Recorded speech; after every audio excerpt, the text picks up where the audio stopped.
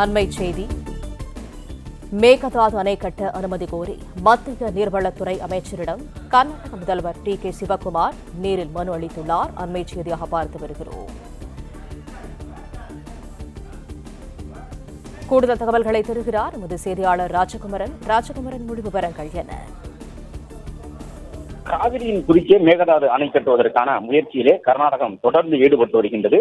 நதிநீர் ஒழுங்காற்று குழுமம் உள்ளிட்டவற்றினுடைய விதிகளின்படி, சர்வதேச நதிநீர் சட்டங்களின்படி ஒரு நதி பாயக்கூடிய அனைத்து மாநிலங்களுடைய அனுமதி இல்லாமல் எந்த ஒரு கட்டமைப்பையும் ஏற்படுத்த முடியாது நதிகளின் குறுக்கே என்பதையும் கடந்து கர்நாடகா தொடர்ந்து அதற்கான முயற்சியில் ஈடுபட்டு வரக்கூடிய நிலையில்தான் மத்திய நீர்வளத்துறை அமைச்சரை கர்நாடகத்தினுடைய முதலமைச்சர் சந்தித்திருக்கின்றார். கர்நாடக முதலமைச்சர் டி.கே. சிவகுமாரை பொறுத்தவரை மேகதாது அணையை தன்னுடைய அரசியலுக்கு பல காலங்களில் அவர் பயன்படுத்தி வந்ததாக பல தரப்பினராலும் குற்றம் சுமத்தப்பட்டு வந்த நிலையில் அண்மையில் அவர் கர்நாடகத்தினுடைய முதலமைச்சராகி இருந்தார்.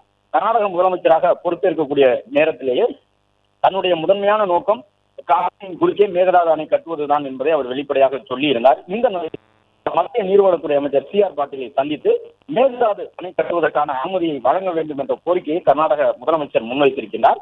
ஏற்கனவே உச்சநீதிமன்றத்திலே தமிழ்நாடு அரசு மேகதாது அணைக்கு எதிராக தொடர்ந்த மனுக்களை தள்ளுபடி செய்திருந்தார்கள்.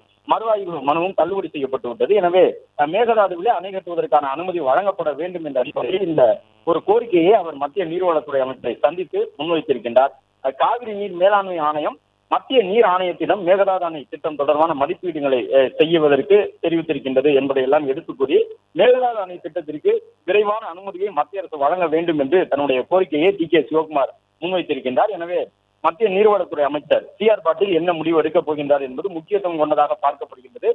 நீதிமன்றத்திலே, அதாவது உச்ச நீதிமன்றத்திலே தமிழ்நாடு அரசினுடைய மேகதாது அணை தொடர்பான சில மனுக்கள், மேல்முறையீட்டு மனுக்கள் தள்ளுபடி செய்யப்பட்டது தமிழ்நாடு தரப்புக்கு ஒரு பின்னடைவாக பார்க்கப்பட்டிருக்கின்றது. எனவே அடுத்த கட்டமாக என்ன செய்ய வேண்டும் என்பதை தமிழக அரசினுடைய உயர் அதிகாரிகள் முதலமைச்சர் தலைமையில் ஆலோசித்து வரக்கூடிய நிலையில்தான் தற்போது கிடைத்திருக்கக்கூடிய ஒரு வாய்ப்பை பயன்படுத்தி மேகதாது அணை கட்டுமானத்தை விரைந்து தொடங்க வேண்டும் என்று முனைப்பு காட்டக்கூடிய கர்நாடகத்தினுடைய தமிழகத்தினுடைய மனுக்கள் தள்ளுபடி செய்யப்பட்டது.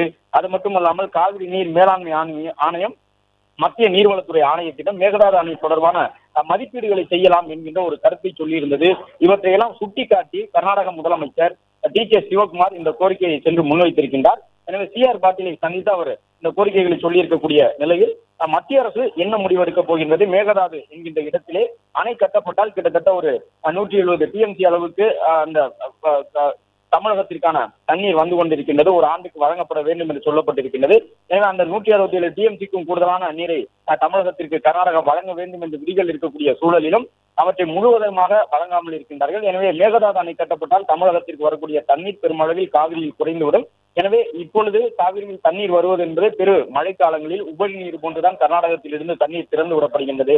அப்படி இருக்கும்பொழுது மேகதாது அணை கட்டப்பட்டால் தமிழகத்திற்கு துளி கூட தண்ணீர் கிடைக்காது என்பதாக தமிழகத்தை சார்ந்த விவசாயிகள் குற்றம் சுமத்தி கொண்டிருக்கின்றார்கள். எனவே இந்த நேரத்தில் டி.கே. சிவகுமாரினுடைய இந்த கோரிக்கை முக்கியத்துவம் வாய்ந்ததாக பார்க்கப்படுகின்றது. மத்திய நீர்வளத்துறை அமைச்சரை சந்தித்த பொழுது அவர் மேகதாது அணை கட்டுமானத்திற்கு அனுமதி அளிக்க வேண்டும் என்பதற்கான ஆதாரமாக வலுவான தங்களுடைய வாதத்தை தமிழகத்தினுடைய மனுக்கள் உச்சநீதிமன்றத்தில் தள்ளுபடி செய்யப்பட்டிருக்கின்றது. அது மட்டுமல்லாமல் காவிரி நீர் மேலாண்மை ஆணையம் கூட இது தொடர்பாக ஆய்வு பணிகளை மேற்கொள்ளலாம் என்ற அனுமதி வழங்கியிருக்கின்றது என்பதையெல்லாம் சுட்டிக்காட்டி தன்னுடைய கோரிக்கையை முன்வைத்திருக்கின்றார்.